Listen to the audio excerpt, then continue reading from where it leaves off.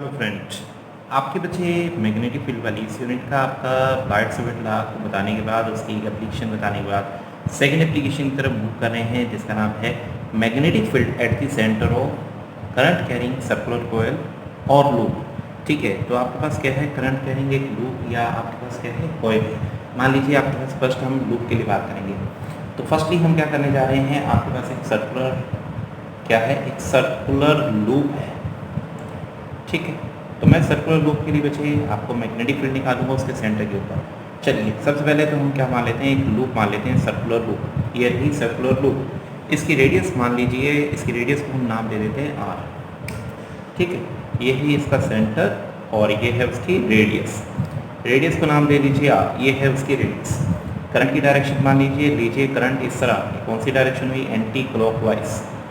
आपका current anti clockwise direction के अंदर मुझे रिवॉल्व कर रहा है। ठीक है, एंटी क्लॉकवाइज डायरेक्शन के अंदर रिवॉल्व करना है और मुझे क्या करना है, इसके सेंटर के ऊपर नेट मैग्नेटिक फील्ड निकालनी है बाय यूजिंग बायट-सावर्त लॉ। तो बायट-सावर्त लॉ का यूज़ कीजिए और सेंटर के ऊपर नेट मैग्नेटिक फील्ड की वैल्यू निकाल लीजिए। आपको पता है बायट-सावर्त लॉ तो सिर्फ एक स्मॉल करंट एलिमेंट के लिए एप्लीकेबल होगा, जहाँ मर्जी मान लीजिए आप स्मॉल करंट। मान लीजिए यहाँ पे एक स्मॉल पोर्शन मान लीजिए, इसको नाम दे दीजिए ए बी। ठीक है, आपकी टीएल, इसकी अगर मैं इनको टीएल का नाम दे दूँ तो डायरेक्शन क्या होगी, अपवर्ड होगी। अगर मैं इसे सेंटर से कंसाइड करता हूँ, ठीक है, तो ये एंगल कितने डिग्री का होगा, हमेशा जिस मर्जी पॉइंट से देखोगे ये एंगल हमेशा 90 डिग्री। तो आप एलिमेंट कहीं मर्जी मान लीजिए, ये एंगल हमेशा 90 डिग्री का ही बनेगा। ओके, अब क्या कीजिए, राइट हैंड, आप राइट हैंड थंब रूल का यूज़ कीजिए। करंट आपको ऊपर जा रहा है तो मैग्नेटिक फील्ड की डायरेक्शन कहाँ बनी, अपवर्ड। यानी ओ पॉइंट पे जो मैग्नेटिक फील्ड बनेगी अपवर्ड। अपवर्ड को मैंने याद है ना ऐसे बनाया था, ये अपवर्ड का सिंबल है, अपवर्ड मैग्नेटिक फील्ड जाएगी। तो मुझे पता लग गया है। अब चलिए स्मॉल करंट एलिमेंट के कारण सेंटर के ऊपर जो मैग्नेटिक फील्ड लगेगी वो निकाल लेता हूँ। तो यूजिंग बायट-सावर्त लॉ, ठीक है, अकॉर्डिंग टू बायट-सावर्त लॉ,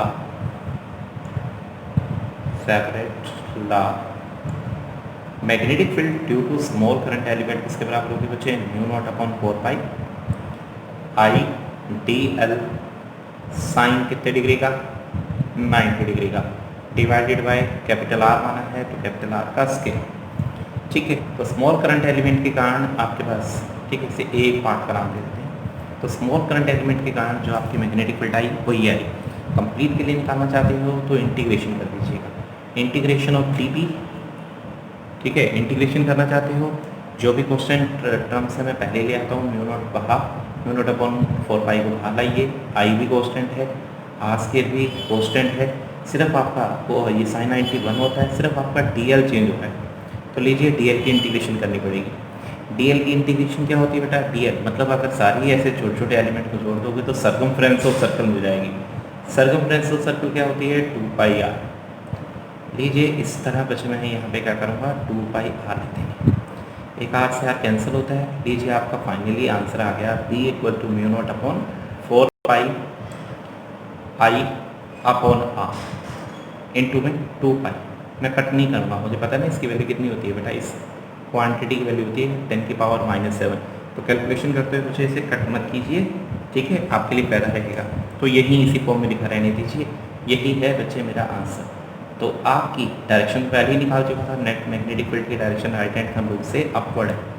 ठीक है, और दूसरी बात क्या है बच्चे, यहाँ पे मैंने इस फॉर्मूले को निकाल दिया। ओके, यहाँ तो बच्चे एक सर्कुलर लूप पूरी बन गई है। ठीक है, ये रहा उसके एक सर्कुलर लूप के लिए टोटल आपका नेट। अगर आपको दी होती एक कॉइल, मान लीजिए आपके पास क्या दिया हुआ है, बी पार्ट में मान लेते हैं एक सर्कुलर कॉइल देती है। मैं कॉइल के लिए बच्चे करके दिखाता हूँ आर्टिकल को, कॉइल के लिए कैसे बात बनेगी। ठीक है, for a,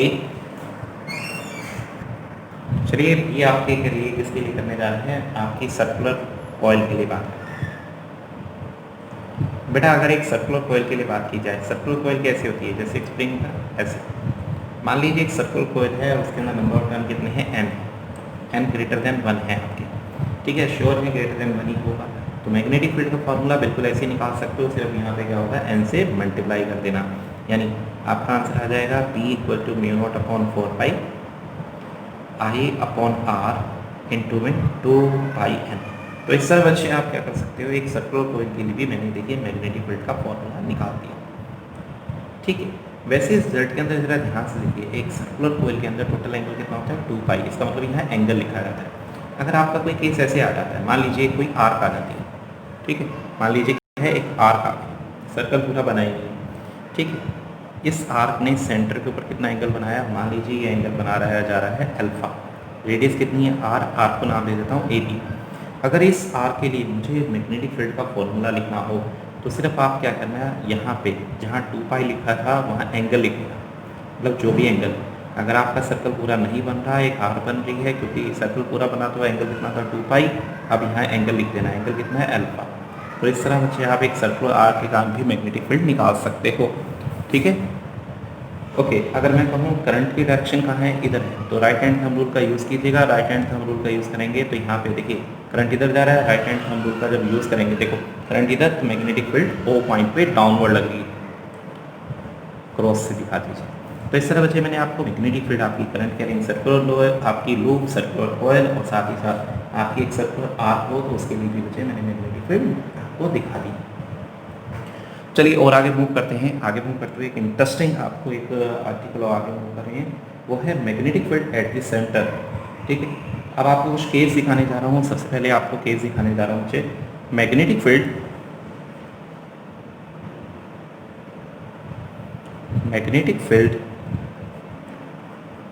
at the centre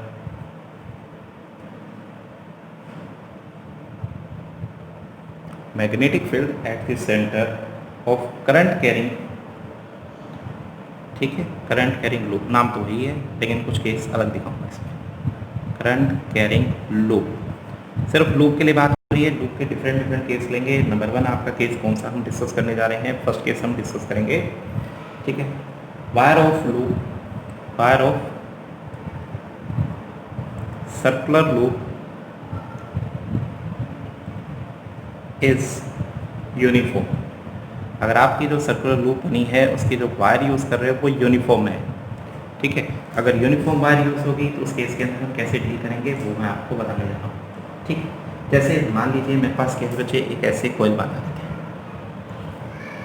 loop, sorry coil लीजिए, मैंने एक सर्कुलर लूप बना ली है। इस लूप के अंदर बच्चे मैं आपको थोड़ा सा डिफरेंट दिखा रहा हूँ। इस लूप के अंदर बच्चे 2 वायर यहाँ पे भी लगा लीजिए। मान लीजिए करंट इधर से एंटर कर रहा है, ठीक है, और यहाँ से ऐसे लीव कर रहे हैं, ऐसी फिगर बनी है, आप इमेजिन कीजिए, ठीक है। आपके सेंटर ये रहा, सेंटर को इससे मीट कर दीजिए, ये इससे मीट हो गया, सेंटर से इसे पीछे एक्सटेंड कर देंगे तो यहाँ इससे मीट कर दीजिए, ये सेंटर हो गया।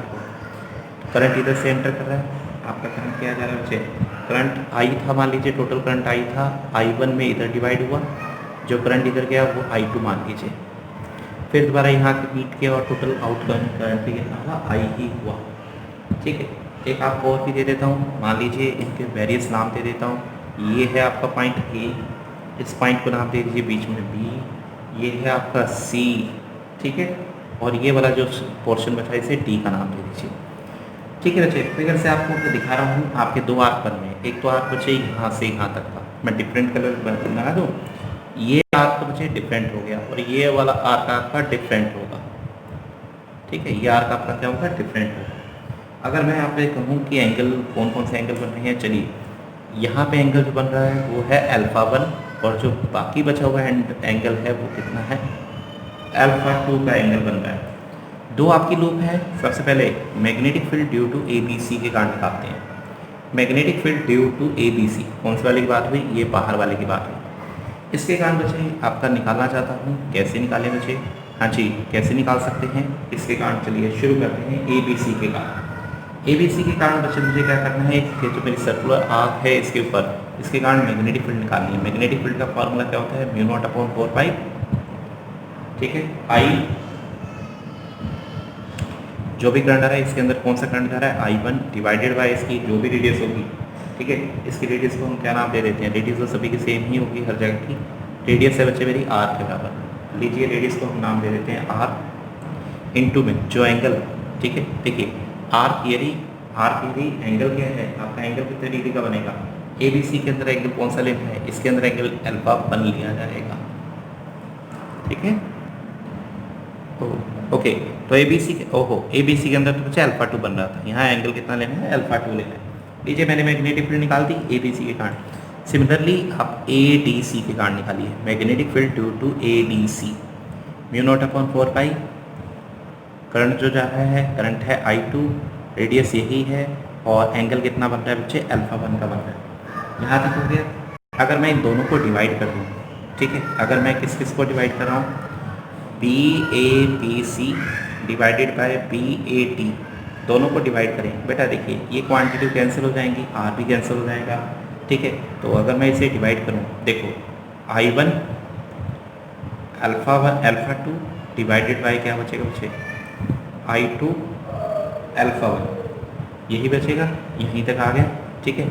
चलिए इसे नाम दे देते हैं, हम क्या कर देते हैं इक्वेशन 1 का, इक्वेशन, फिर इसे ए का नाम दे दीजिए। अच्छा एक काम देखिए बच्चे, मैं इसमें करंट I1 मान रहा हूँ तो इस एंगल को अल्फा मान लेता हूँ, इसका एंगल को अल्फा 2 मान लेता हूँ, इससे ना 1 वाली टर्म इकट्ठी हो जाएंगी।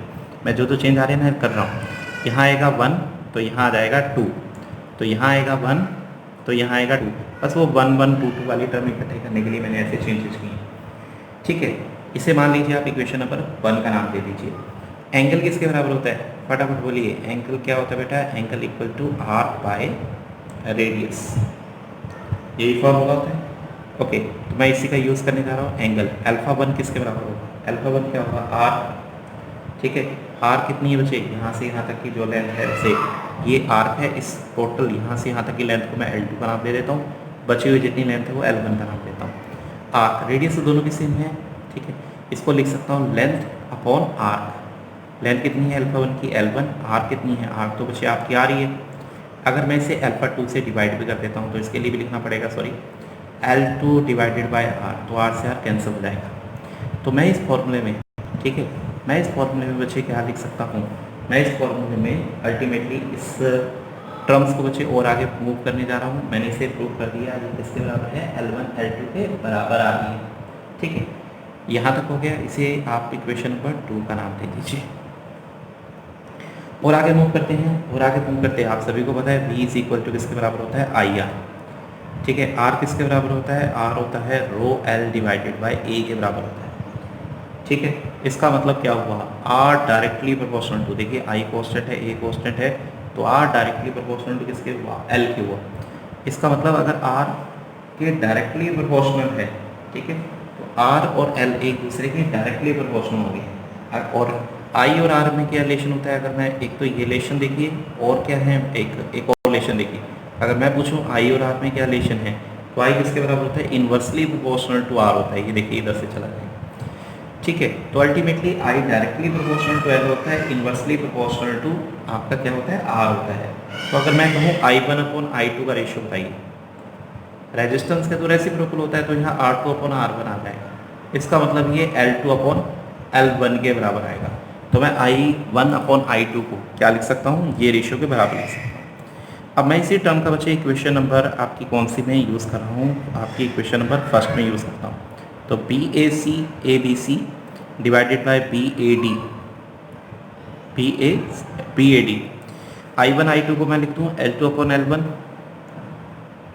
इन 2 में, और क्या बचा बच्चे, अल्फा 1 अपॉन F2 को मैं लिख सकता हूँ L1 अपॉन L2। मल्टीप्लाई कीजिए, कट कीजिए, आंसर 1। इसका मतलब दोनों के कारण मैग्नेटिक फील्ड कितनी आएगी, सेम आएगी।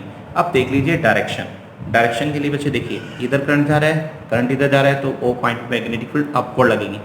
इसके अंदर करंट इधर आ रहा है तो मैग्नेटिक फील्ड डाउनवर्ड, यानी इस पार्ट के कारण, इस पोर्शन के कारण जो मैग्नेटिक फील्ड लग रही है वो तो अपवर्ड लग रही है, इस पोर्शन के कारण जो लग रही है वो डाउनवर्ड, और दोनों मैग्नेटिक फील्ड बराबर हैं।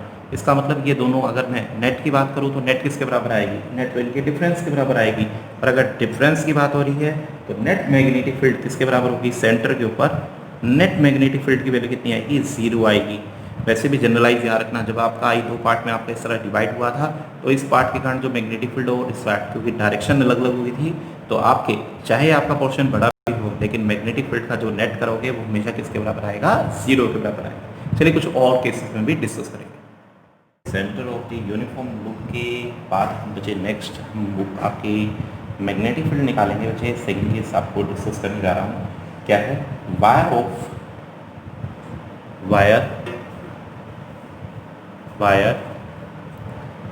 Of circular loop circular loop is non uniform. मान लीजिए जो आपकी वायर है, जो लूप की वायर है वो नॉन यूनिफॉर्म है। नॉन यूनिफॉर्म मतलब अच्छा, मान लीजिए आपकी वायर है, ठीक है, यदि आपकी वायर बिल्कुल परफेक्टली सर्कुलर लेंगे,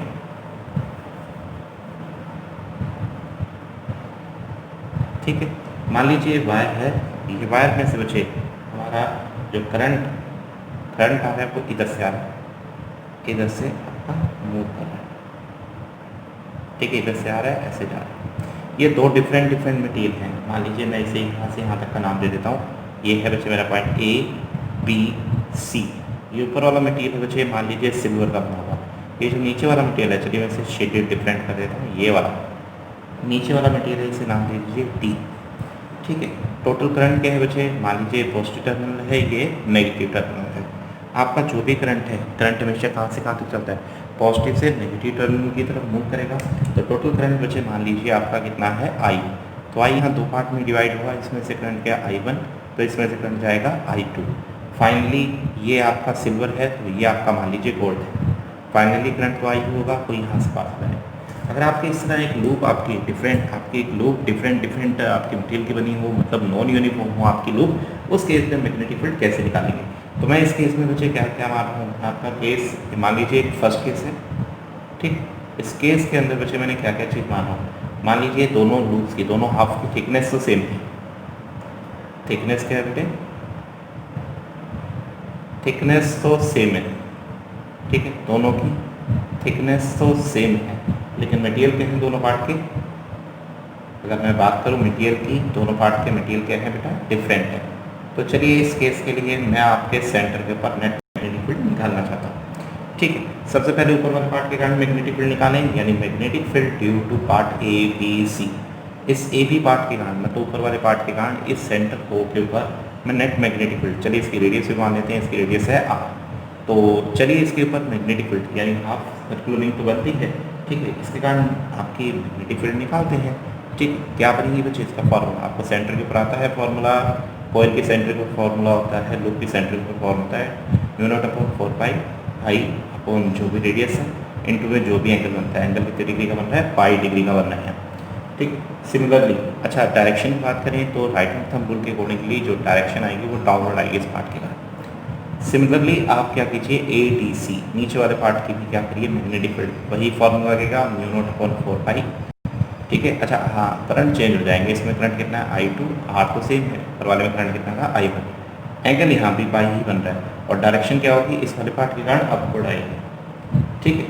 अगर देखिए बच्चे, अगर ऐसे जुड़े हैं जरा ध्यान से कि यहाँ पे करंट दो पार्ट में डिवाइड होता है, तो पोटेंशियल तो सेम होगी। इसका मतलब ये दोनों कौन से कम्बिनेशन लगे हुए हैं, इसका मतलब ये दोनों के दोनों पैरेलल कम्बिनेशन लगे हुए हैं। It's mean both are connected,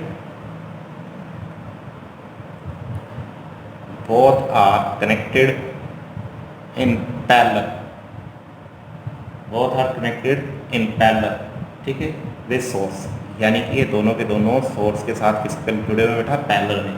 और अगर पैरेलल में जुड़े हुए हैं तो पैरेलल में क्या चीज़ कांस्टेंट रहती है, V कांस्टेंट रहता है। इसका मतलब V is equal to I R की वैल्यू क्या रहेगी, कांस्टेंट रहेगी। अगर V कांस्टेंट है तो I inversely proportional to R हो जाएगा।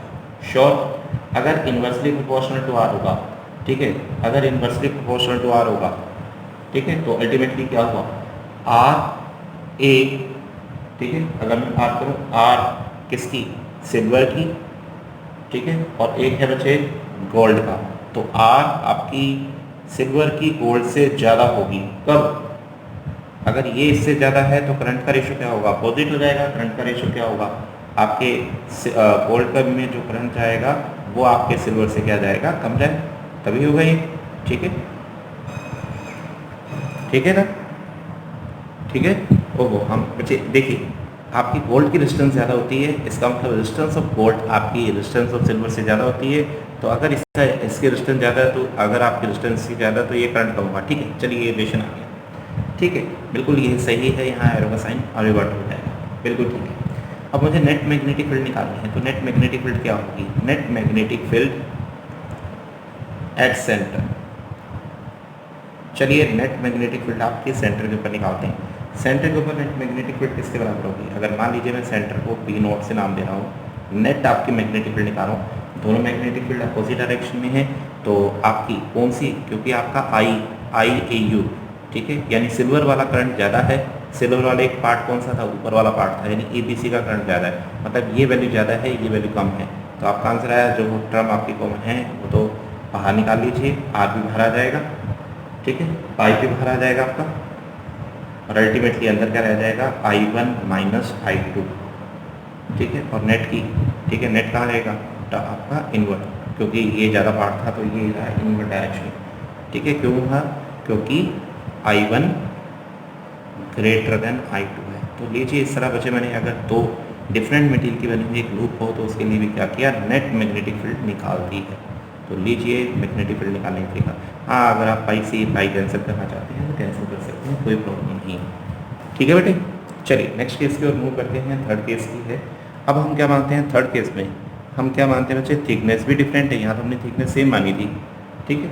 आपका केस नंबर, चलिए थर्ड की बनाए, इसी को केस नंबर 2 बना लेते हैं, ये केस 1 था तो इसी को केस नंबर 2 बना लेते हैं। केस नंबर 2 के अंदर हम क्या मानते हैं, आपकी जो दोनों पार्ट्स हैं उनकी थिकनेस क्या है, थिकनेस भी डिफरेंट है, थिकनेस भी डिफरेंट है, और साथ के साथ मटेरियल भी क्या है बेटा, डिफरेंट है। चलो मटेरियल पहले सेम ले लिया, डिफरेंट ले लिया, अब सेम कर देते हैं। मान लीजिए आपके पास क्या हो बेटा, हाँ जी, आपकी थिकनेस डिफरेंट हो लेकिन मटेरियल क्या है बेटा, वो सेम है, ठीक। जैसे मान लीजिए आप कैसे बना लेते हैं, ठीक है, कैसे, एक आपके सर्कल कोयल बना लीजिए जिसकी थिकनेस सेम है, मैं अलग कलर की ही बना देता हूँ, ठीक। इस तरह यहाँ पे भी टोटल करंट कितना है, मतलब यहीं से टोटल करंट, ये पॉजिटिव मान लीजिए टर्मिनल, ये टर्मिनल नेगेटिव मान लीजिए, टोटल करंट कितना आएगा, आई, इधर आपकी थिकनेस अलग है, इधर की थिकनेस अलग है, मान लीजिए ये वाली साइड थिक है और ये वाली साइड क्या बेटे, थिन है, ठीक। थिक होने के कारण क्या होगा बच्चे, मान लीजिए इधर से करंट जा रहा है I1, इधर से करंट जा रहा है I2, सिर्फ थिकनेस का फर्क है, बाकी कोई फर्क नहीं है, मटेरियल सेम है। करंट आपका डिवाइड हो गया, अगेन आपका करंट रहेगा I, ठीक। इस पार्ट को ही नाम दीजिए A B C और बीच में यहाँ D के दीजिए। अगेन बच्चे मुझे क्या करना है, मैग्नेटिक फील्ड निकालनी है, आई थिंक कोई प्रॉब्लम नहीं है। Magnetic field at the centre, centre क्या है O, आपकी रेडियस R मान लीजिए, सेंटर के ऊपर मैग्नेटिक फील्ड, इस पार्ट के कारण मैग्नेटिक फील्ड कहाँ जाएगी, इस पार्ट के कारण आपकी इनवर्ड आएगी, तो मैग्नेटिक फील्ड ABC किसके बराबर होगी, μ0/4 जो करंट जा रहा है I1, जो रेडियस है R, जो एंगल बना, एंगल कितने डिग्री का बना, पाई का बना, और साथ ही इसकी डायरेक्शन, इसके कारण कहाँ आ रही है बच्चे, इसके कारण आपकी डायरेक्शन डाउनवर्ड आ रही है, तो डाउनवर्ड का मतलब क्रॉस लगा लीजिए। दूसरी साइड, दूसरी आपकी ADC दूसरे पार्ट के कारण निकालेंगे, तो μ0/4 I2/R, इसके कारण भी यहाँ पाई, लेकिन इसकी डायरेक्शन क्या आएगी बेटे, अपवर्ड आएगी, देख लीजिए राइट हैंड साइड लगा के, कोई प्रॉब्लम नहीं है, ठीक। यहाँ भी अगेन ये दोनों कौन से कॉम्बिनेशन में कनेक्टेड है बेटे, पैरेलल कॉम्बिनेशन में कनेक्टेड है। पैरेलल कॉम्बिनेशन में क्या चीज़ सेम रहती है, पैरेलल कॉम्बिनेशन में पोटेंशियल कांस्टेंट रहता है, अगर कांस्टेंट रहा पोटेंशियल, ठीक है, तो रेजिस्टेंस क्या हो जाएगी वायर की, रेजिस्टेंस होगी R equal to rho L divided by A, तो जो वायर थिक होगी उसकी रेजिस्टेंस क्या होगी, ठीक है। अगर देखिए बच्चे यहीं से सीधा सा आपका रिलेशन हो गया, देखिए अगर मैं वैसे बताऊँ, ये रिलेशन और ये रिलेशन दोनों से देखा था, I इनवर्सली प्रोपोर्शनल, क्योंकि सॉरी V की वैल्यू क्या है, कांस्टेंट है, तो आपका I inversely proportional to R, ठीक है, वैसे आपके इनवर्सली प्रोपोर्शनल टू, इस तरह R क्यू हो गया। अगर ऐसा हो गया, R क्यू हो गया, तो देखिए जो ज़्यादा थिक होगी उसकी रेजिस्टेंस कम होगी, इसकी रेजिस्टेंस कम होगी, उसका करंट क्या होगा, ज़्यादा होगा, ठीक है। तो इसका मतलब बच्चे देखिए, जो वायर ज़्यादा थिक होगी इसका एरिया ज़्यादा थिक होगा, ठीक, इसका एरिया क्या होगा, जो ज़्यादा थिक होगी, जो ज़्यादा थिक होगी उसकी रेजिस्टेंस कम होगी, रेजिस्टेंस कम होगी तो उसमें करंट क्या होगा, ज़्यादा होगा, यानी आपकी जो वायर थिक होगी उसके करंट, उसके अंदर करंट क्या होगा, ज़्यादा आएगा, थिन के अंदर बच्चे करंट क्या आएगा, कम आएगा, थिन लिखना था, थिक के अंदर करंट ज़्यादा आएगा, थिन के अंदर करंट कम आएगा। अगर ऐसा हो गया, थिक के अंदर कितना करंट गया था, थिक के अंदर आपका करंट गया था I1, और इसमें क्या था थिन, मतलब I1 ज़्यादा है, I2 आपका कम है।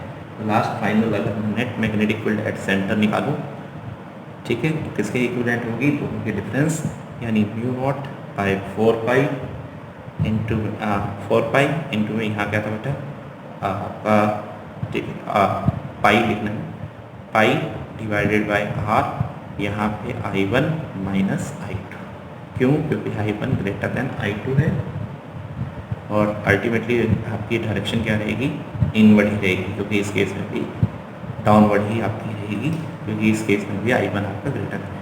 तो लीजिए इस तरह मैंने आपके सारे केस बना दिए। सबसे पहले केस में आपकी जो कोयल थी वो यूनिफॉर्म थी, दूसरे केस में आपकी जो लूप है वो क्या है, नॉन यूनिफॉर्म है, उसकी थिकनेस सेम है लेकिन डिफरेंट मटेरियल ले लिए। अगले केस में मटेरियल सेम है लेकिन थिकनेस डिफरेंट है। तो इस तरह बच्चे मैंने मैग्नेटिक फील्ड आपकी at the centre of a circle loop सारे केस बच्चे मैं डिस्कस कर चुका हूँ। अब हम क्या करने जा रहे हैं, इसके बाद बच्चे मैं क्या करने जा रहा हूँ, एक सर्कुलर कोयल है उसकी एक्सियल लाइन के ऊपर मैग्नेटिक फील्ड की वैल्यू निकालेंगे। कैसे, देखिए बच्चे, चलिए अब क्या करने जा रहे हैं, मैंने आपको जैसे बताया नेक्स्ट आर्टिकल है आपका मैग्नेटिक फील्ड निकालेंगे हम। मैग्नेटिक फील्ड कहाँ पे निकालेंगे बच्चे, एट एक्सियल लाइन या at axial point, axial point of a current, of the current carrying coil. तो आपके बच्चे एक करंट कैरिंग कोयल है जिसके कारण आपने क्या निकालनी है, उसके एक्सियल पॉइंट के ऊपर आपने क्या करनी है, मैग्नेटिक फील्ड की वैल्यू निकालनी है। इंपॉर्टेंट आर्टिकल है, ध्यान से देखिएगा। तो सबसे पहले मैं इस प्लेन से परपेंडिकुलर डायरेक्शन में, प्लेन से परपेंडिकुलर डायरेक्शन में कोयल मान लेता हूँ। ये लीजिए प्लेन से परपेंडिकुलर डायरेक्शन में एक कोयल मान ली है। मुझे क्या करना है इस कोयल की, ठीक है, मुझे क्या करना है इस कोयल की एक्सियल लाइन के ऊपर एक पॉइंट मानना है। ये लीजिए, मान लीजिए ये है इसकी एक्सियल लाइन, इस एक्सियल लाइन के ऊपर ये है वो पॉइंट भी जहाँ पे मेरा एम क्या है, मैग्नेटिक फील्ड को निकालना है। ठीक है, इस कोयल की सबसे पहले तो रेडियस मान लीजिएगा, इसकी रेडियस कितनी है, ए मान लीजिए। इस डिस्टेंस को आप क्या मान लीजिए, इस डिस्टेंस को बच्चे आप एक्स का नाम ले लीजिए। आपने क्या करना है, मैग्नेटिक फील्ड निकालनी है। मैग्नेटिक फील्ड के लिए अभी तक आपको एक ही लॉ बताया है जो कि है बायट-सावर्त लॉ। बायट-सावर्त लॉ सिर्फ स्मॉल करंट एलिमेंट के लिए वैलिड है। तो सबसे पहले यहाँ पे एक स्मॉल करंट एलिमेंट मान लीजिए, ठीक है। इस ये जो आपकी कोयल थी जिसके अंदर करंट कौन सी डायरेक्शन में जा रहा है, मान लीजिए एंटी क्लॉकवाइज डायरेक्शन में करंट जा रहा है, जिसके कारण मुझे इस एक्सियल पॉइंट पर मैग्नेटिक फील्ड की वैल्यू निकालनी है। तो यहाँ एक स्मॉल करंट एलिमेंट मान लीजिए करंट की डायरेक्शन में ए बी, जिसकी लेंथ क्या है, डी एल के बराबर है। सबसे पहले इस स्मॉल करंट एलिमेंट के कारण पी पॉइंट पे मैग्नेटिक फील्ड निकालिए। कैसे निकालेंगे बच्चे, इसे पी पॉइंट से पहले कनेक्ट कर देता हूँ, ठीक है। इसे क्या कीजिए, इस स्मॉल करंट एलिमेंट को पी पॉइंट से कनेक्ट कर दीजिए। कर दिया कनेक्ट, चलिए मैं ऐसे दिखाता हूँ, वैसे तो रोटेट से ही दिखाना चाहिए। लो जी, इस डिस्टेंस को आप नाम दे दो, वैसे निकाल लोगे। कैसे, a square plus r square Pythagoras से निकाल लीजिएगा। कोई ना कोई एंगल जरूर है, इसको वैसे थीटा का नाम दीजिएगा। ओके, आपको बचा है, आपको पता है अकॉर्डिंग टू बायट-सावर्त लॉ आपके डीबी की अगर मैं आपको यहाँ पे लिख के दिखाऊँ तो बायट-सावर्त लॉ को अगर मैं वेक्टर फॉर्म में लिखूँ तो किसके बराबर होता है, mu naught upon 4 pi I D L vector into R vector divided by R का स्क्वायर। ठीक है जी, आर का क्यूब बेटा। लीजिए अगर मैंने ये लिखूँ तो आपको बच्चे यहाँ से पता लग गया आपके डीबी की डायरेक्शन इन दोनों के प्लेन से परपेंडिकुलर होगी। ये मान लीजिए वाई एक्सिस है, ये आपका जो डिस्टेंस है वो एक्स एक्सिस है, तो इससे परपेंडिकुलर, इन दोनों के प्लेन से परपेंडिकुलर होगी आपकी मैग्नेटिक फील्ड। यानी इस करंट एलिमेंट के कारण जो मैग्नेटिक फील्ड लगेगी वो इन दोनों के प्लेन से बच्चे क्या होगी, परपेंडिकुलर होगी। ठीक है, तो परपेंडिकुलर बना देते हैं इसे, ये लीजिए परपेंडिकुलर डायरेक्शन। तो मैग्नेटिक फील्ड कहाँ लगी, ये रही आपकी मैग्नेटिक फील्ड। ठीक है, मैग्नेटिक फील्ड अगर ये है तो अब क्या करें बच्चे, अगर मैं यहाँ से एक वर्टिकल लाइन ले लूँ, ठीक है, अगर मैं यहाँ पे एक वर्टिकल लाइन ले लूँ तो अगर आपका ये एंगल बच्चे थीटा है तो श्योरली ये एंगल भी थीटा ही होगा। ठीक, now resolve the D B into two component. D B का कौन सा कंपोनेंट इधर आएगा, डी बी कोस थीटा, और इससे परपेंडिकुलर डायरेक्शन में कौन सा आएगा, डी बी साइन थीटा के बराबर आएगा। सिमिलरली आप इससे डायमेट्रिकली अपोजिट एक और एलिमेंट ले लीजिए करंट की डायरेक्शन में जिसकी सेम लेंथ हो, ठीक है, सेम लेंथ हो। अगर मैं इसके कारण भी इस पॉइंट के ऊपर मैग्नेटिक फील्ड निकालूँ तो डिस्टेंस भी सेम होगा, श्योर है, डिस्टेंस एलिमेंट भी सेम, डिस्टेंस भी सेम, तो इसके कारण जो मैग्नेटिक फील्ड लगेगी वो भी क्या जाएगी इससे परपेंडिकुलर, वो भी सेम ही जाएगी। अगेन यहाँ पे भी एंगल, ये एंगल भी थीटा होगा, तो श्योरली ये एंगल भी थीटा होगा। तो डी बी को आप दो कंपोनेंट में अगेन रिजोल्व कर सकते हैं। कौन कौन से दो कंपोनेंट आएंगे, इसका भी इधर आएगा डी बी कॉस थीटा, इससे परपेंडिकुलर डायरेक्शन में कौन सा आएगा, डी बी साइन थीटा।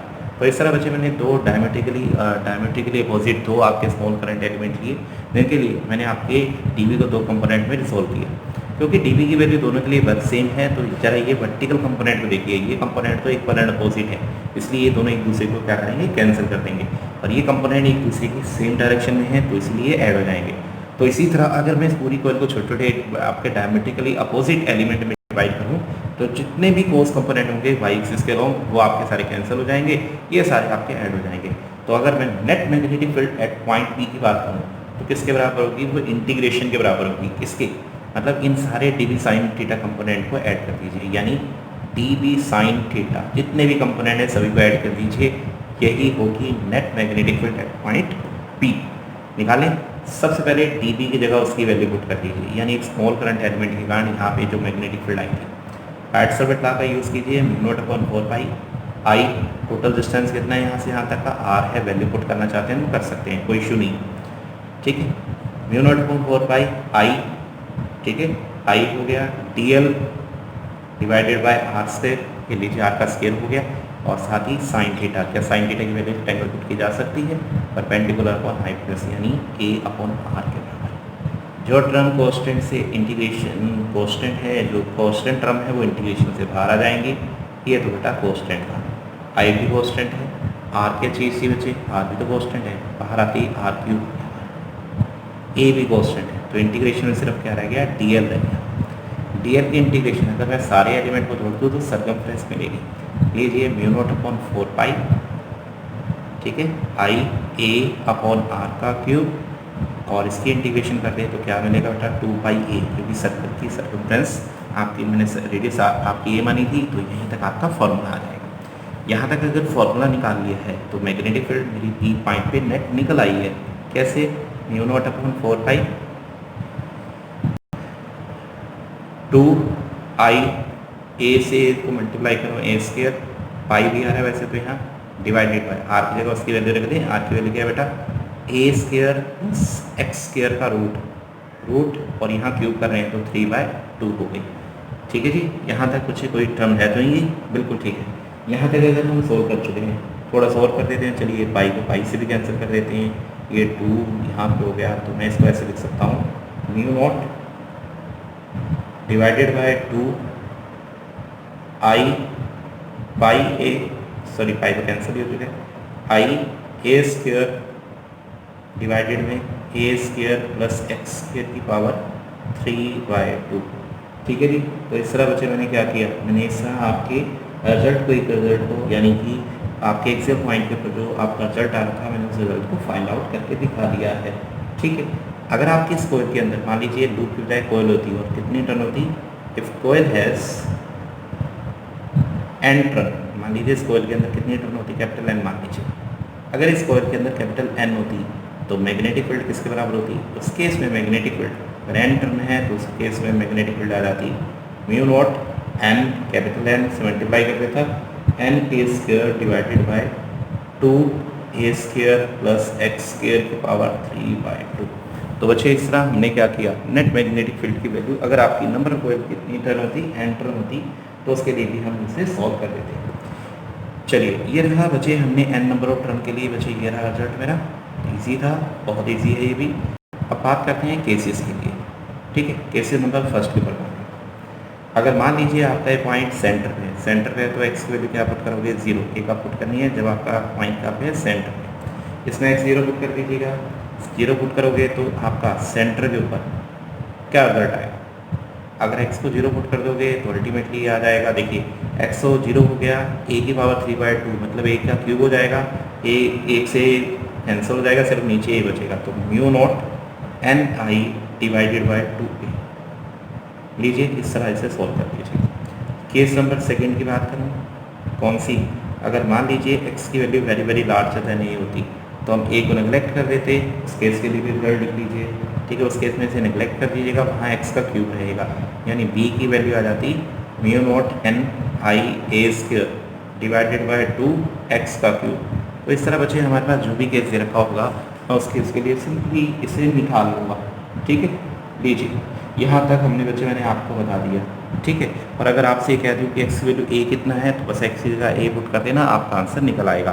तो इस तरह बच्चे मैंने आपकी क्या किया, इस तरह बच्चे मैंने आपकी एक करंट कैरिंग कॉइल थी, उसके एक्सियल पॉइंट के ऊपर मैग्नेटिक फील्ड आपको निकाल के दिखा दे।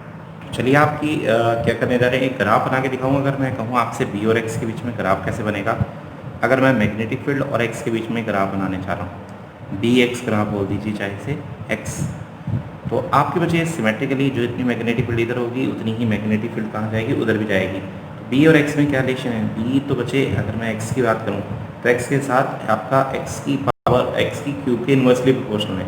तो डिस्टेंस इंक्रीज होने से बी की वैल्यू क्या होगी, डिक्रीज होगी।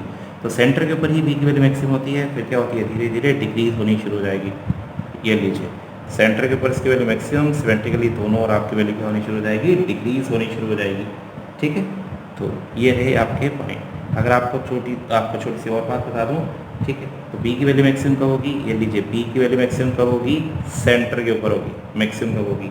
ओके, जहाँ पे बी की वैल्यू 2 आपकी क्या हो जाती है, आपकी जहाँ पे मैग्नेटिक फील्ड की वैल्यू यानी r/2, और ये ले लीजिए -r/2, यानी जब आप अपने जो भी डिस्टेंस है आपका, ठीक है, या ए आप r के साथ चेंज करो ना, ये वाला स्मॉल r होता था आपने r/2, तो जहाँ पे आपका डिस्टेंस हाफ हो जाता है r/2 स्मॉल ले लीजिएगा, उस पॉइंट के ऊपर बचे, ठीक है, मैग्नेटिक फील्ड की वैल्यू यहाँ पे p है तो यहाँ पे q है। तो इस तरह सिमेट्रिकली आपका ग्राफ क्या होगा, डिक्रीज होना शुरू हो जाएगा। तो जैसे जैसे सेंटर से आउटवर्ड मूव करोगे दोनों साइड सिमेट्रिकली आपका ग्राफ डिक्रीज होना शुरू हो जाता है। ठीक है, ये थी बच्चे magnetic field at the axial point of a current carrying. Next article की ओर मूव करते हैं।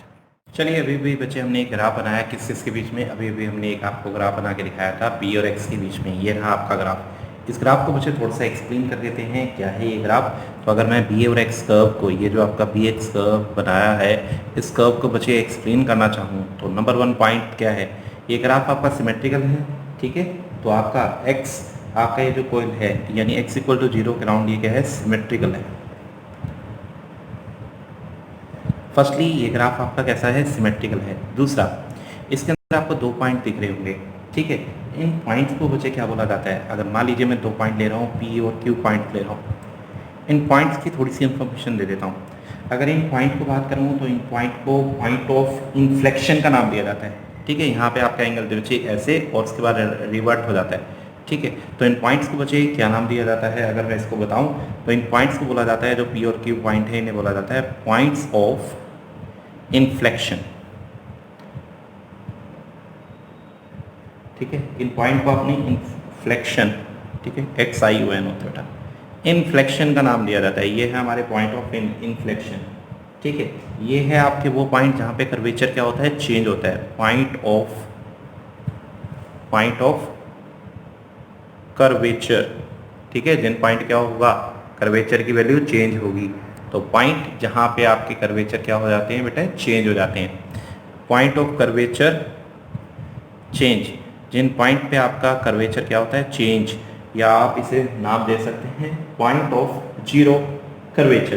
तो इस पॉइंट के ऊपर आपका कर्वेचर क्या होता है, जीरो भी कहलाता है, पॉइंट ऑफ जीरो कर्वेचर। ठीक है, तो इस ग्राफ के अंदर याद रखिएगा जो P पॉइंट है, इन पॉइंट को पॉइंट ऑफ इन्फ्लेक्शन का नाम भी दिया जाता है। इन पॉइंट को बचे पॉइंट ऑफ कर्वेचर चेंज, और इन पॉइंट के ऊपर जो आपका कर्वेचर होता है वो कितना होता है, जीरो होता है। ठीक है, अगर हम बात करें पॉइंट ऑफ इन्फ्लेक्शन, जो आपके पॉइंट ऑफ इन्फ्लेक्शन है वो आपके सेंटर के दोनों कितने डिस्टेंस के ऊपर होते हैं, r/2 डिस्टेंस के ऊपर होते हैं। इधर भी r/2, इधर भी r/2 के ऊपर। टोटल डिस्टेंस की बात करूं, अगर मैं कहूँ इन दोनों के बीच में टोटल डिस्टेंस कितना होगा, r होगा। ठीक है, आपकी इसकी एप्लीकेशन क्या है, पॉइंट ऑफ, अगर मैं बतलूँ कि पॉइंट ऑफ इन्फ्लेक्शन जो मैंने अभी बताया, इसकी एप्लीकेशन क्या है, इसकी एक एप्लीकेशन होती है जिसे बोलते हैं हेल्महोल्ट्ज कॉइल अरेंजमेंट। तो एक एप्लीकेशन है ये इसकी। ठीक है, तो पॉइंट ऑफ इन्फ्लेक्शन का यूज़ हम हेल्महोल्ट्ज कॉइल अरेंजमेंट में यूज़ करते हैं। अब ये हेल्महोल्ट्ज कोयल अरेंजमेंट क्या है? आपकी एक ऐसी अरेंजमेंट होती है जिसके अंदर हम एक स्मॉल रीजन के अंदर क्या कर सकते हैं, एक स्मॉल रीजन के अंदर बच्चे मैग्नेटिक फील्ड को हम प्रोड्यूस कर सकते हैं। अगर एक स्मॉल रीजन के अंदर एक यूनिफॉर्म मैग्नेटिक फील्ड प्रोड्यूस करनी हो, यूनिफॉर्म मैग्नेटिक फील्ड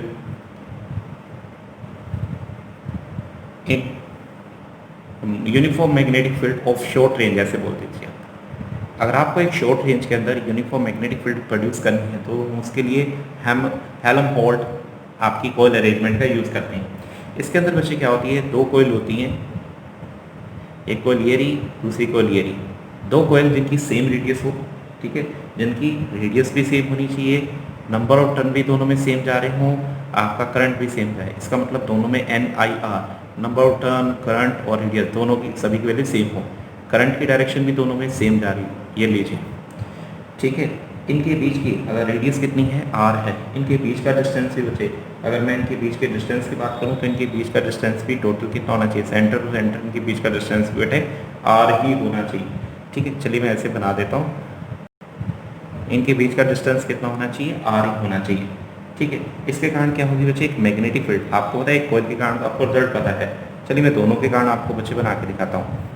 अगर मैं एक के कारण बनाऊँ बच्चे, देखिए एक के कारण क्या होगी, इसके कारण बच्चे कैसी आएगी, दोनों के कारण बना के दिखाते हैं। इसके कारण कैसी आएगी, लीजिए आपको पता है सेंटर के ऊपर पीक होती है, फिर आपकी डिक्रीज होनी शुरू हो जाती है। सेंटर के ऊपर क्या होगी, पीक होगी, फिर क्या होगी बच्चे, ऐसे डिक्रीज होनी शुरू हो जाएगी। तो दोनों ग्राफ की ऐसी होती है, जिसकी वजह से क्या होता है बच्चे, ये डिक्रीज हो रही होती है, ये यहाँ पे इंक्रीज हो रही है, जिसकी वजह से आपको आउटपुट यहाँ पे मिल जाता है, ठीक है। जिसकी वजह से क्या मिलती है आपको, यूनिफॉर्म मैग्नेटिक फील्ड मिल जाती है। ये क्या है, यूनिफॉर्म मैग्नेटिक फील्ड। तो एक अरेंजमेंट जिससे आप यूनिफॉर्म मैग्नेटिक फील्ड को आप गेट कर सकते हो। ये डिस्टेंस कितना होगा आपका R/2, तो ये डिस्टेंस भी कितना है, मतलब बीच में से बात करें, ये बिल्कुल बीच में आ जाता है ये पॉइंट, ये कितना होगा, R/2 के इक्विवेलेंट होगा। ये आपका पॉइंट कौन सा है, ये मान लीजिए पॉइंट Q है, तो यहाँ पे इसके कॉरस्पॉन्डिंग यहाँ पे पॉइंट क्या मिलेगा, Q मिल जाएगा, यानी पॉइंट ऑफ इन्फ्लेक्शन मिल जाएंगे, ठीक है।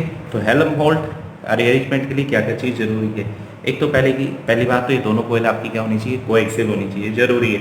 दोनों के बीच का डिस्टेंस कितना होना चाहिए, जितनी इनकी रेडियस है उतना ही इनके बीच का डिस्टेंस होना चाहिए। दोनों आपकी एक दूसरे के पैरेलल भी होनी चाहिए। करंट की बात करें तो दोनों में करंट भी सेम डायरेक्शन में जा रहा हो।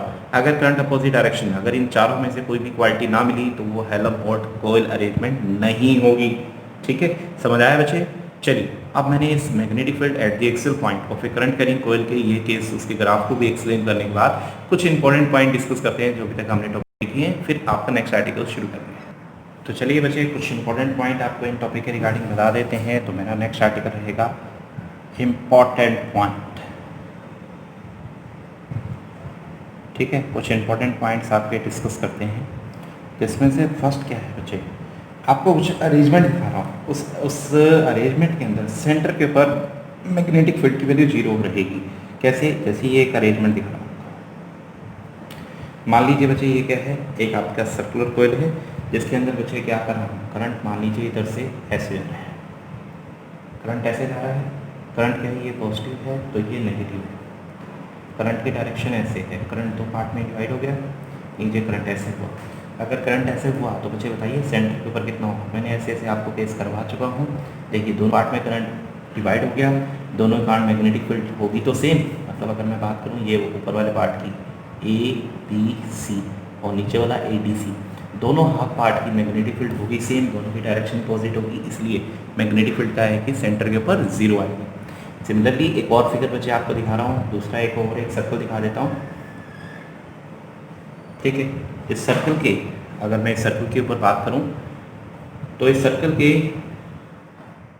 लीजिए बच्चे मैंने आपको एक पॉइंट बच्चे क्लियर कर दिया, अगर ऐसा हो तो नेट मैग्नेटिक फील्ड क्या होगी, सेंटर पे 0 होगी। दूसरी फिगर ये बनाई है, मान लीजिए इसके अंदर करंट ऐसे है, करंट इस डायरेक्शन से एंटर कर रहा है, यहाँ से क्या कर रहा है, लीव कर रहा है। करंट कितना था, I था, दो पार्ट में डिवाइड हो जाएगा, एक पार्ट बच्चे ऊपर जाएगा, मान लीजिए पार्ट I1 है, ये वाला पार्ट कितना है, I2 है, ऐड होकर फिर दोबारा करंट I होगा, तो सेंटर के ऊपर निकालेंगे, फिर दोबारा मैग्नेटिक फील्ड आपकी क्या आएगी, 0 ही आएगी।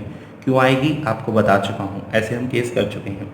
तीसरी, ये सारी अरेंजमेंट ऐसी हैं जिसके अंदर आपकी नेट मैग्नेटिक फील्ड 0 आएगी सेंटर के ऊपर। जैसे अगर आपकी शेप ऐसे हो, ठीक है, ये सर्कल है, करंट आपका मान लीजिए यहाँ से इधर से एंटर कर रहा है पॉजिटिव टर्मिनल से, और यहाँ से लीव कर रहा है नेगेटिव टर्मिनल की ओर, तो करंट इधर से आ रहा है, इधर से वापस आया है।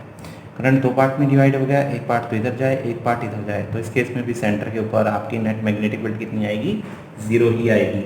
तो ये सर्कल के सारे केस हो गए। अगर मैं स्केयर की बात करूँ, अब मैं स्केयर के डिफरेंट केस के ऊपर बात करूँगा। ये लीजिए एक स्केयर, ठीक, स्केयर के एक पॉइंट से मान लीजिए यहाँ पॉजिटिव टर्मिनल है, यहाँ से करंट एंटर कर रहा है, यहाँ से करंट एंटर कर रहा है, यहाँ से लीव कर रहा है, ठीक है। अगर ऐसा हुआ तो सेंटर के ऊपर नेट मैग्नेटिक फील्ड देखिए कैसे 0 आएगी। अगर सेंटर के ऊपर नेट मैग्नेटिक फील्ड 0 आ रही है, निकाल के देख सकते हैं कैसे। करंट दो पार्ट में डिवाइड होगा, एक पार्ट इधर जाएगा, एक पार्ट इधर, दोनों पार्ट्स आपके बराबर हैं, दोनों पार्ट के कारण मैग्नेटिक फील्ड भी आपके पॉजिटिव से कारण डाउनवर्ड है, तो इसके कारण अपवर्ड नेट मैग्नेटिक फील्ड 0 ही आएगी, ठीक। तो ये स्केयर के लिए फर्स्ट केस मैं लिख देता हूँ, यहाँ स्केयर के लिए बात हो रही है, तो एक फर्स्ट केस बना देते हैं इसका। सेकेंड केस की बात करें स्केयर की, ऐसा लॉजिक, ये है बच्चे मेरा स्केयर, जिसके अंदर यहाँ से एक साइड से करंट एंटर कर दीजिए, एक साइड से लीव कर दीजिए। ये लीजिए करंट आई एंटर किया, तो बताइए सेंटर के ऊपर नेट मैग्नेटिक फील्ड कितनी आएगी, 0। यहाँ से लीव, वही दोबारा रीजन करंट दो पार्ट में डिवाइड हो जाएगा। तीसरी स्केयर की एक और अरेंजमेंट बना रहा हूँ। ये रहा एक स्केयर जिसके अंदर इस डायरेक्शन से करंट एंटर कर रहा है, इस डायरेक्शन से लीव कर रहा है। करंट फिर दोबारा दो पार्ट में डिवाइड हो गया, इधर इधर, एक के कारण मैग्नेटिक फील्ड डाउनवर्ड जाएगी, एक के कारण अपवर्ड, दोबारा मैग्नेटिक फील्ड क्या आएगी, 0 आएगी। तो इस तरह बच्चे मैंने स्केयर के केस में भी दिखा दिया। थर्ड आपको दिखाते हैं इक्विलेटरल ट्रायंगल के केस में। इक्विलेटरल ट्रायंगल, अगर मान लीजिए आपके पास एक इक्विलेटरल ट्रायंगल है, तो उसके केस में दिखाते हैं नेट मैग्नेटिक फील्ड कैसे 0 आएगी। इक्विलेटरल ट्रायंगल पता है आपको सभी को, ये लीजिए, ये मैंने बना ली इक्विलेटरल ट्रायंगल। सेंटर की बात करें, ठीक है, मान लीजिए करंट आपका यहाँ से एंटर कर रहा है, ये पॉजिटिव है, ये आपका नेगेटिव है। करंट इधर से एंटर कर रहा है, दो पार्ट में डिवाइड कर दिया जाए करंट को। ये लीजिए करंट को मैंने दो पार्ट में डिवाइड कर दिया डिवाइड, हाँ जी, डिवाइड कर दिया है। दोनों करंट बच्चे यहाँ पे आके मीट करेंगे और यहाँ पे आ जाएंगे। दोनों पार्ट के कारण जो इसका सेंट्रोइड होगा उसके ऊपर नेट मैग्नेटिक फील्ड कहाँ जाएगी, अपोजिट डायरेक्शन में लगेगी, इसलिए 0 हो जाएगी। बिल्कुल ऐसे ही इक्विलेटरल ट्रायंगल दोबारा बना देते हूँ, ठीक है। आपका करंट क्या है बच्चे, मान लीजिए करंट यहाँ से एंटर करें, यहाँ से लीव करें, यहाँ से एंटर, यहाँ से लीव। आपकी कहाँ निकालनी है, सेंट्रोइड के ऊपर ही मैग्नेटिक फील्ड निकालनी है। अगेन करंट दो पार्ट में डिवाइड हो जाएगा, ठीक है। करंट दो पार्ट में डिवाइड होगा, अगेन मैग्नेटिक फील्ड आपके सेंट्रोइड में क्या होगी, 0 ही होगी, ठीक। चलिए अब लास्ट आपको एक क्यूब के लिए भी दिखा देते हैं। क्यूब के लिए भी आपका सेंटर के ऊपर मैग्नेटिक फील्ड कैसे 0 होगी, क्यूब आता है बताना। चलिए ये रहा बच्चे मेरे पास एक क्यूब, ये लीजिए क्यूब रहा हमारे पास। इस क्यूब पॉइंट के ऊपर आपकी मैग्नेटिक फील्ड एंटर कर रही है। ये मान लीजिए पॉजिटिव करंट आपका ऐसे, करंट एंटर कर रहा है, यहाँ पे लीव करें, एक एंड से एंटर तो एक एंड से लीव। अगेन करंट क्या होगा बच्चे, अगर मैं करंट की बात करूँ तो करंट मेरा ऐसे 3 पार्ट में डिवाइड होने वाला है, फिर तीनों पार्ट आपके ऐड होकर सेम हो जाएगा। तीनों पार्ट के कारण जो मैग्नेटिक फील्ड बिल्कुल बीच में होगी वो भी क्या आएगी, 0 आएगी। तो इस तरह बच्चे मैंने बहुत सारी आपकी शेप दिखाई, जिसके अंदर मैंने आपको दिखा दिया इनके सेंटर के ऊपर, इनके सेंटर या सेंट्रोइड के ऊपर नेट मैग्नेटिक फील्ड की वैल्यू कितनी आएगी, 0 आएगी। चलिए अब क्या करते हैं, कुछ न्यूमेरिकल डिस्कस करते हैं। फर्स्ट न्यूमेरिकल, आपको भाई मैग्नेटिक फील्ड के साथ डील करना आ गया। फर्स्ट न्यूमेरिकल मैं फिगर बना रहा हूँ। मान लीजिए एक स्क्वायर है या रेक्टेंगल मान लीजिए, या स्क्वायर मान लीजिए, एज यू विश। एक रेक्टेंगल मान लेते हैं, चलिए एक रेक्टेंगल है जिसकी साइड है ABCD, जिसमें करंट आपका एंटी क्लॉकवाइज डायरेक्शन में रिवॉल्व कर रहा है। लीजिए एंटी क्लॉकवाइज डायरेक्शन में करंट कितना रिवॉल्व कर रहा है, I करंट आपका फ्लो कर रहा है। लीजिए ये रहा आपका एंटी क्लॉकवाइज डायरेक्शन में I करंट। इसकी ये वाली साइड है बच्चे आपकी 2B के बराबर, और ये वाली साइड है रेक्टेंगल की 2A के बराबर। इनके बच्चे अगर मैं सेंटर बनाऊँ तो सेंटर कहाँ आएगा, ये रहा। मुझे इस सेंटर के ऊपर नेट मैग्नेटिक फील्ड निकालनी है, तो ये अरेंजमेंट रही। इसके कारण आपको नेट मैग्नेटिक फील्ड की वैल्यू निकालनी है किसके ऊपर, आपके सेंटर के ऊपर। मैं आपको याद करवा देता हूँ, मैंने आपकी एक इन्फाइनाइट लॉन्ग स्टेट के वायर के लिए मैग्नेटिक फील्ड का फॉर्मूला निकाला था, μ0/4π, ठीक है, I/r, जो भी डिस्टेंस होगा, sin φ1 प्लस sin φ2। याद है ये फॉर्मूला। इस फॉर्मूले के अकॉर्डिंगली देखिए मैं इस क्वेश्चन को कैसे इजीली वे में सोल्व कर सकता हूँ। सबसे पहले तो बच्चे यहाँ ज़रा ध्यान से देखिए, मैं क्या करता हूँ, इस पार्ट को सोल्व कर लेता हूँ। इस पार्ट के कारण जो मैग्नेटिक फील्ड आएगी उसके लिए यहाँ से एक परपेंडिकुलर ड्रॉप कर दीजिए। कर दिया? क्या मुझे ये डिस्टेंस बता सकते हैं? अगर ये 2A है तो ये डिस्टेंस कितना होगा, A होगा। ठीक है, ये ए है तो ये हाफ डिस्टेंस बी बी में डिवाइड हो जाएगा। मैंने सेंटर से ड्रॉ किया। सबसे पहले स्ट्रेट वायर के कारण मैग्नेटिक फील्ड का फॉर्मूला, यानी ये एंगल अगर आपका θ1 है तो इस एंगल को आप क्या नाम दे दीजिए, θ2 का नाम दे दीजिए। ये तो ए है, ये मुझे पता है, ठीक है। थोड़ी सी फिगर में ज़रा ध्यान से, तो मैंने क्या किया, मैं इसे हाईलाइट कर देता हूँ। मुझे ये लीजिए, ये वाला एंगल कितना हुआ θ1, ये एंगल कितना है θ2, और डिस्टेंस यहाँ से यहाँ तक का डिस्टेंस कितना होगा, ए ही होगा। अब मुझे क्या करना है, मुझे मैग्नेटिक फील्ड का ये फॉर्मूला लगाना है। लगाऊं, यानी मैं आपकी ए डी के कारण मैग्नेटिक फील्ड को निकालना चाहता हूँ। मैग्नेटिक फील्ड का फॉर्मूला आपको पता है, ये वाला फॉर्मूला, चलिए निकाल देते हैं। मैं थोड़ा सा यहाँ कर देता हूँ। Magnetic field due to A D किसके बराबर होगी, मैग्नेटिक फील्ड μ0/4π। करंट कितना जा रहा है, आई जा रहा है। आपका डिस्टेंस कितना है, यहाँ से यहाँ तक का सेंटर का डिस्टेंस ए है, ओके। sin φ1 यानी sin φ1 की जगह θ1 यानी sin θ1 प्लस sin θ2, ये रहा फॉर्मूला मेरा। चलिए आगे मूव करते हैं। μ0/4π I/a, sin θ1 की वैल्यू निकाल सकते हैं। sin θ करता है परपेंडिकुलर अपॉन हाइपोटेन्यूज। परपेंडिकुलर मतलब ये डिस्टेंस कितना होगा, हाँ जी, परपेंडिकुलर b हाफ होगा नहीं, b होगा नहीं यहाँ से यहाँ तक, अपॉन हाइपोटेन्यूज। हाइपोटेन्यूज क्या है, ये साइड अगर a है ये b है तो ये कितनी होगी, √a² प्लस b² के बराबर। ऐसी sin θ2 परपेंडिकुलर अपॉन हाइपोटेन्यूज यानी b divided by √a² plus b²। ठीक है, वैसे तो ये डबल हो गई, टर्म आपकी बिल्कुल सेम है तो आप इसे सॉल्व करके लिख सकते हैं, लिख लेंगे। चलिए आपकी टर्म आ जाएगी, क्या आएगी, डबल आ जाएगी μ0/4π I/a, और यहाँ पे आ गया b divided by √a² plus b² के बराबर। ठीक है, अब बच्चे देखिए, सभी के कारण, सारे जितने भी करंट जा रहे हैं सभी साइड में राइट हैंड थंब रूल का यूज़ करेंगे तो सभी के कारण मैग्नेटिक फील्ड की डायरेक्शन क्या आ जाएगी, अपवर्ड।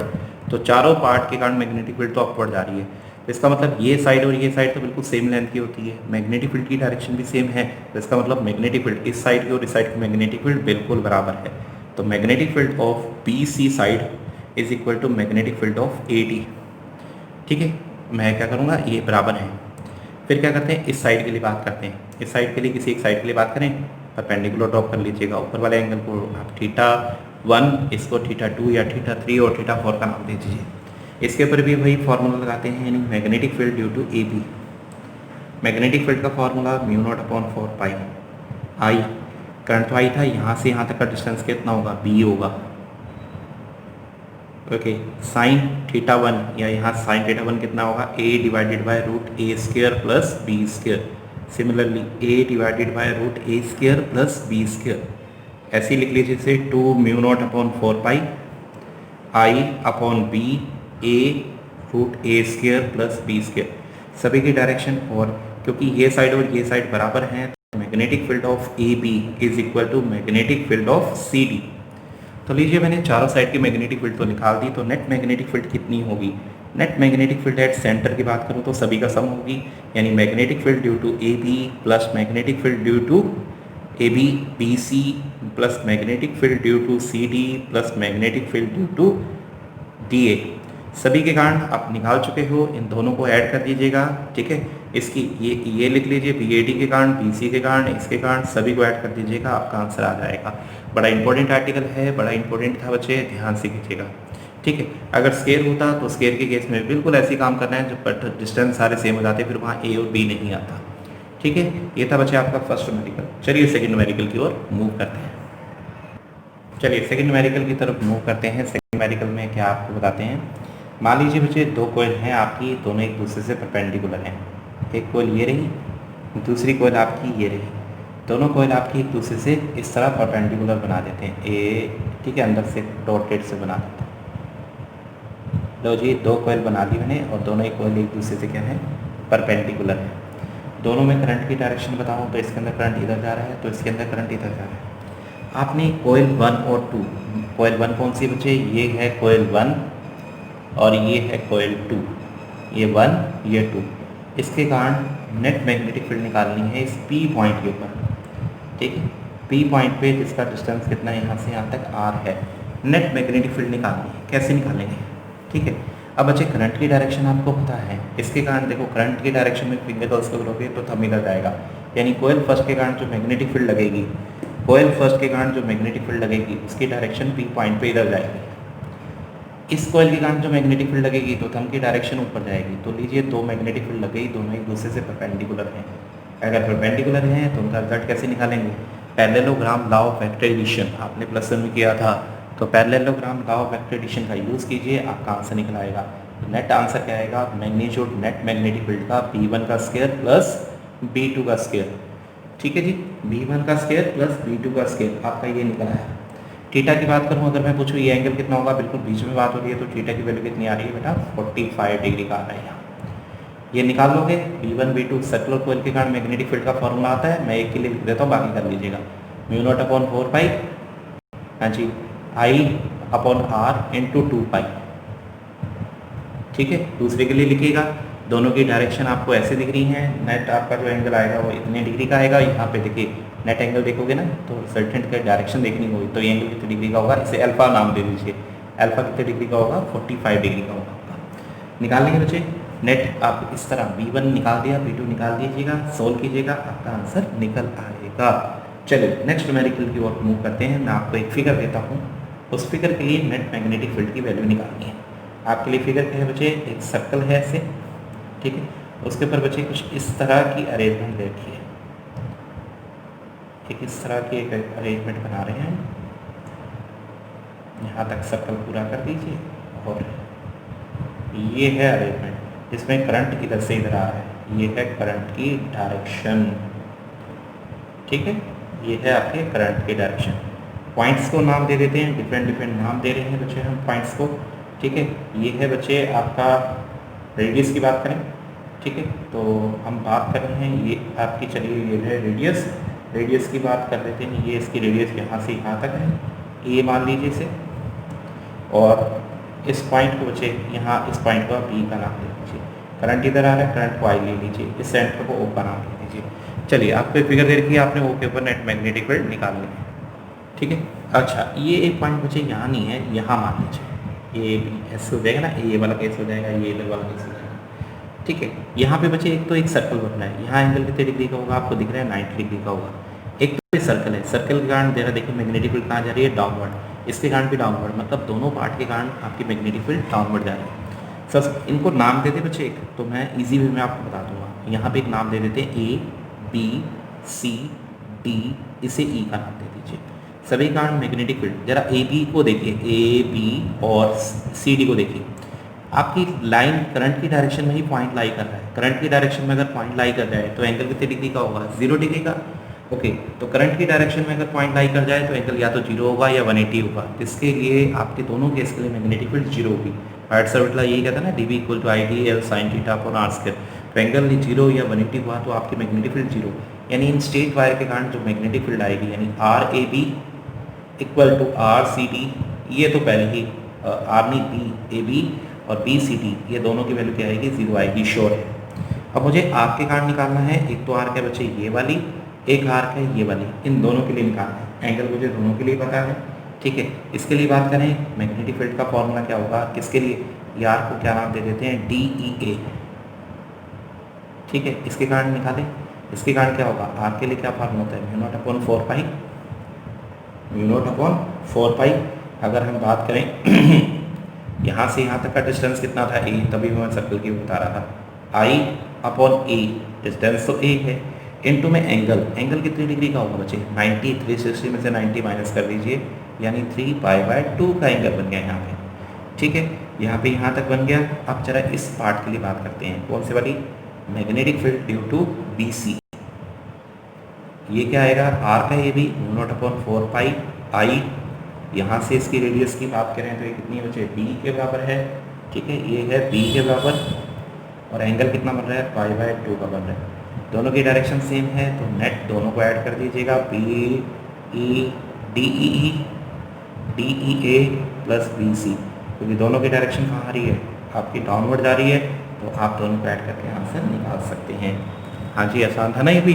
तो देखा आपने, कंसेप्चुअल अगर आपकी नॉलेज है तो आप इस तरह क्वेश्चन को बड़े आराम से कर सकते हैं। चलिए फोर्थ क्वेश्चन की ओर मूव करते हैं। फोर्थ क्वेश्चन जो है, आपको एक ऐसी अरेंजमेंट दे रहा हूँ, एक स्ट्रेट लाइन, ये कर्व है, ठीक है, इसे नाम दीजिए A बी और इन दोनों को ज्वाइन कर दीजिए यहाँ से। ये आपका पॉइंट बीच में एक और आ रहा है सी। ये एंगल अगर थीटा है तो ये एंगल भी थीटा है, इसे ओ का नाम दीजिए।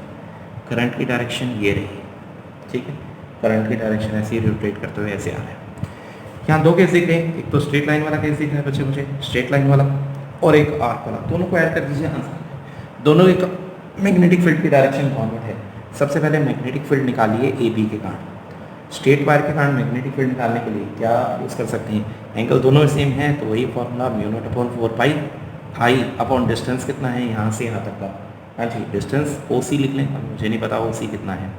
और क्या करें, एंगल साइन थीटा 1 की जगह साइन फाई 1 की जगह साइन थीटा 2 साइन थीटा। ये लीजिए स्ट्रेट वायर के कारण मैंने इसे निकाल दिया। अगर मैं बात करूँ OC की, तो OC की वैल्यू किसके बराबर होती है।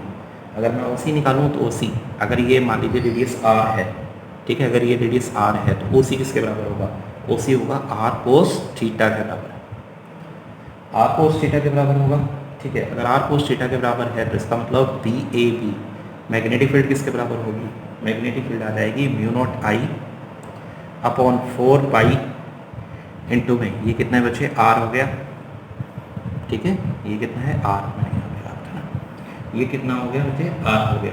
और क्या करेंगे बच्चे, और cos थीटा, ठीक है, cos थीटा अब मुझे पता लग गया OC, अच्छा यहाँ OC ही था, ठीक था बेटा OC।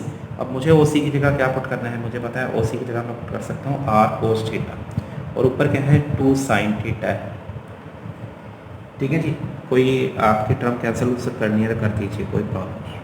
यहाँ से 2 हो गया तो μ0I divided by 2 pi R sine theta upon cos theta tangent theta हो गया। तो जी इसके कारण तो मैंने निकाल दिया आपकी मैग्नेटिक फील्ड। अब बात करते हैं मैग्नेटिक फील्ड ड्यू टू जो पोर्शन है, सर्कुलर पोर्शन है, कौन से वाला, सर्कुलर पोर्शन है जो आपका, उसके कारण निकालते हैं। सर्कुलर पोर्शन के कारण क्या फॉर्मूला होता है, μ0/4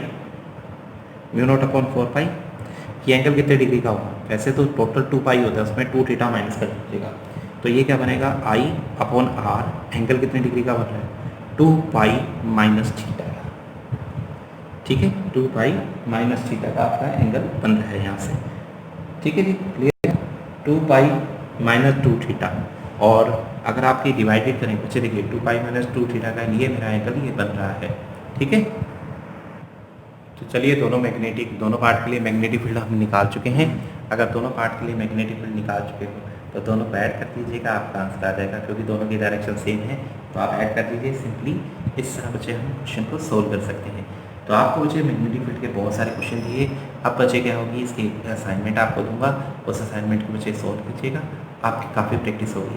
चलिए नेक्स्ट आर्टिकल की ओर इसके बाद शुरू करेंगे।